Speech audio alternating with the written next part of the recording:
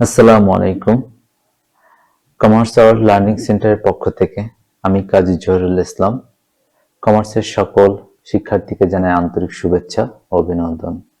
প্রিয় শিক্ষার্থী বন্ধুরা, কমার্স আওয়ার লার্নিং সেন্টারের যে ধারাবাহিক প্রোগ্রাম রয়েছে, এই ধারাবাহিক প্রোগ্রামের মধ্যে আজকের পাঠ্য বিষয় হচ্ছে হিসাব বিজ্ঞানের ডেবিট ও ক্রেডিট শব্দ দুটির অর্থ এবং এর ব্যবহারিক তাৎপর্য। আসুন আমরা পর্যায়ক্রমে এটা জেনে নিই। হিসাব শাস্ত্রে প্রতিটি হিসাবকে ডেবিট ও ক্রেডিটের মাধ্যমে প্রকাশ করতে হয়, অর্থাৎ ডেবিট ও ক্রেডিট শব্দ দুটি দিক নির্দেশক শব্দ যা সিম্বলিক ওয়ার্ড হিসেবে ব্যবহার করা হয়।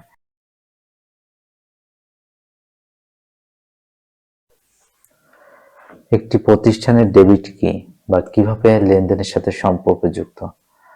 প্রথমত দেখা যাচ্ছে কোনো প্রতিষ্ঠানের ঋণ বা দেনাকেই ডেবিট বোঝায়। ডেবিটের উৎপত্তি কিভাবে হয়েছে? ল্যাটিন শব্দ ডিবায়েট থেকে ইংরেজি ডেবিট শব্দটির উৎপত্তি হয়। হিসাব শাস্ত্রে ডেবিট শব্দটি হিসাব খাতের বাম দিককে বোঝায়, অর্থাৎ কোনো প্রতিষ্ঠানের যে লেনদেনগুলো হয় সেই লেনদেনগুলো যখন হিসাব খাতে অন্তর্ভুক্ত করা হয় তখন সেই হিসাব খাতের বাম দিককেই ডেবিট বোঝায়, অর্থাৎ হিসাব খাতের বাম দিকে কোনো লেনদেন বা টাকার অঙ্ক লিপিবদ্ধ করাকে বোঝায়। সম্পদ, আয়, ব্যয় ও দায়, এই চারটা শব্দের সাথে আমরা খুবই সম্পৃক্ত থাকব হিসাব বিজ্ঞানে। এখানে দেখা যাচ্ছে সম্পদ ও ব্যয় এটা যখন বৃদ্ধি পায় তখন সেটাকে ডেবিট বোঝায়, দায় ও আয় যখন হ্রাস বোঝায় তখন সেটাকে ডেবিট বোঝায়। সংক্ষেপে আমরা দেখব যে সম্পদ ও ব্যয় বৃদ্ধি বোঝায় আর দায় ও আয় হ্রাস বোঝায়।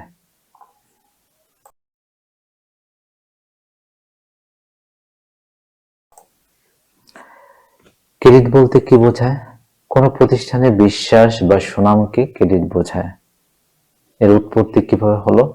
ল্যাটিন শব্দ ক্রেডিটাম থেকে ইংরেজি ক্রেডিট শব্দটির উৎপত্তি হয়েছে। হিসাব শাস্ত্রে ক্রেডিট শব্দটি হিসাব খাতের ডান দিককে বোঝায়, অর্থাৎ হিসাব খাতের ডান দিকে কোনো লেনদেন বা টাকার অঙ্ক লিপিবদ্ধ করা। ডেবিটের ক্ষেত্রে হিসাব খাতের বাম দিককে বোঝায় আর ক্রেডিটের ক্ষেত্রে হিসাব খাতের ডান দিককে বোঝায়। সম্পদ, ব্যয়, দায় ও আয়, এই চারটার ক্ষেত্রে ক্রেডিট বলতে কি বোঝায়? ঠিক ডেবিটের উল্টা, অর্থাৎ সম্পদ ও ব্যয় হ্রাস বোঝায়, দায় ও আয় বৃদ্ধি বোঝায়। যদি অপোজিট হিসেবে চিন্তা করি তাহলে কিন্তু সহজে এটা মনে রাখতে পারবো।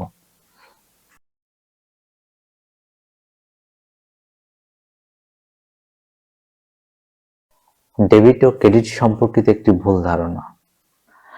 আমরা অঙ্ক করার ক্ষেত্রে ডেবিটকে সংক্ষেপে ডিআর দ্বারা প্রকাশ করি আর ক্রেডিটকে সিআর দ্বারা প্রকাশ করি, তবে আমাদের একটা কমন ভুল অর্থাৎ ধারণাগত ভুল থেকে যায়। ডেবিটের সংক্ষিপ্ত রূপ কিন্তু ডিআর নয়, ডিবারের সংক্ষিপ্ত রূপ হচ্ছে ডিআর। তেমনি ক্রেডিটের সংক্ষিপ্ত রূপ সিআর নয়, ক্রেডিটামের সংক্ষিপ্ত রূপ হচ্ছে সিআর।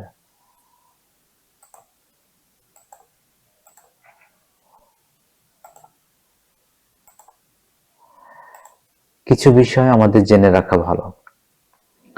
ব্যালেন্স বিডি এটা সপ্তাহ, মাস বা বছরের প্রথম তারিখে ব্যালেন্স বিডি লিখতে হয়, অর্থাৎ আমরা যখন অঙ্ক করার ক্ষেত্রে আমাদের প্রথম তারিখটাই হচ্ছে কিন্তু ব্যালেন্স বিডি। এই বিষয়ে আমরা অঙ্ক করার ক্ষেত্রে আরো বিস্তারিত বলবো। ব্যালেন্স সিডি এটা সপ্তাহ, মাস বা বছরের শেষের দিকে যেদিকে যোগফল কম থাকে সেদিকে ব্যালেন্স সিডি লিখতে হয়। ব্যালেন্স বিডি এবং সিডি বিষয়টা বোঝা গেল। আরো কিছু বিষয় জেনে রাখা ভালো, সেটা হচ্ছে সিডি এর সংক্ষিপ্ত রূপ কি, বিডি এর সংক্ষিপ্ত রূপ কি, বিএফ এর সংক্ষিপ্ত রূপ কি বা সিএফ এর সংক্ষিপ্ত রূপ কি।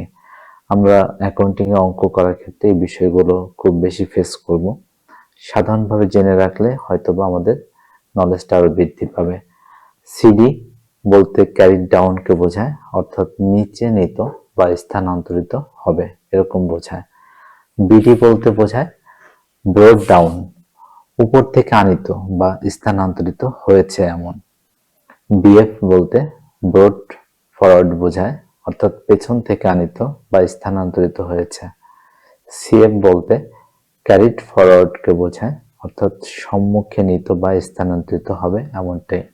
এই বিষয়বস্তুগুলো আমরা যখন অঙ্কের সমাধানে যাব তখন এই বিষয়গুলোটা আমরা ভালোভাবে দেখাবো।